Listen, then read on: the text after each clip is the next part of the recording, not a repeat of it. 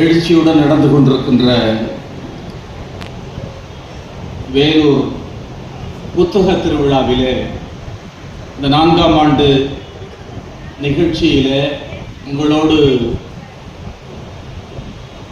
பங்கேற்று என்னுடைய கருத்துக்களை வழங்குவதற்கான ஒரு அரிய வாய்ப்பை நல்கிய மாவட்ட நிர்வாகத்திற்கு முதற்கண் என்னுடைய நன்றியை நான் தெரிவித்துக் கொள்ள விரும்புகிறேன்.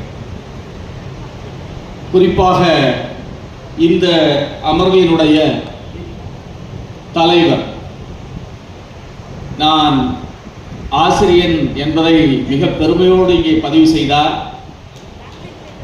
எங்களுடைய மாவட்ட முதன்மை கல்வி அலுவலர் மதிப்புக்கும் அன்பிற்கும் உரிய சு தயாளன் அவர்களுக்கு என்னுடைய வணக்கத்தினை நான் தெரிவித்துக் கொள்ள விரும்புகிறேன். அவரை பற்றி நான் மிகவும் குறிப்பிட்டு சொல்லியாக வேண்டும். நான் பல அதிகாரிகளோடு பணியாற்றி இருக்கிறேன். அண்மையிலே கூட எங்களுடைய ஒன்றியத்திற்கு அவர் பேசுவதற்காக வந்திருந்தார், ஆசிரியர்களோடு பேசுவதற்காக.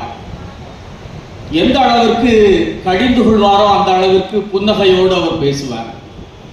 அந்த புன்னகை ஒரு வகையிலே எவ்வளவு பெரிய கல்லையும் அல்லது இறுக்கத்தையும் கூட கரைத்து விடும் அந்த ஆற்றல் கொண்டது என்பது எங்களுக்கு தெரியும்.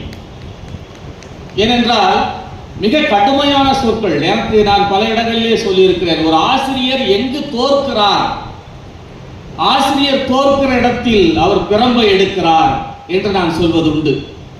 சொற்களுக்கு பயனில்லை என்று சொல்கின்ற இடத்திலே, அவருடைய அணுகுமுறைக்கு பயனில்லை என்று சொல்கின்ற இடத்திலே அவர் தன்னுடைய பிரம்பை கையாள தொடங்குகிறார் என்று நான் சொல்வது உண்டு. பிரம்பை கையாளாத தகப்பன் தன்னுடைய மகனை சிட்சிக்கிறான் என்று விவிலியத்திலே சொல்லி இருக்கிறது. அது வேறு கதை. ஆனால் உண்மையிலே சொற்களுக்கு மிகப்பெரிய ஆற்றல் இருக்கிறது. அதை எப்படி வெளிப்படுத்துவது என்பதற்கு மிகப்பெரிய ஒரு உத்தி இருக்கிறது. கடந்த ஆண்டு நான் அமெரிக்காவிலே இருக்கக்கூடிய ஃபெட்னாவிலே தமிழ் மன்றத்திலே பேசுவதற்காக சென்ற போது, இது எங்களுடைய துறைக்கு கிடைத்த பெருமை என்று சொல்லி கையெழுத்திட்டு எனக்கு அந்த தடையில்லா சான்றை வழங்கி என்னை அமெரிக்காவுக்கு அவர் அனுப்பி வைத்தார்.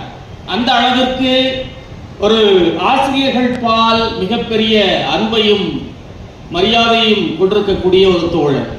அது மட்டுமின்றி மாணவர்கள் மிகச் சிறப்பாக படிக்க வேண்டும் என்கின்ற அந்த உறுதிப்பாட்டிலே அவர் மிகவும் உறுதியாக இருக்கக்கூடியவர். அவர்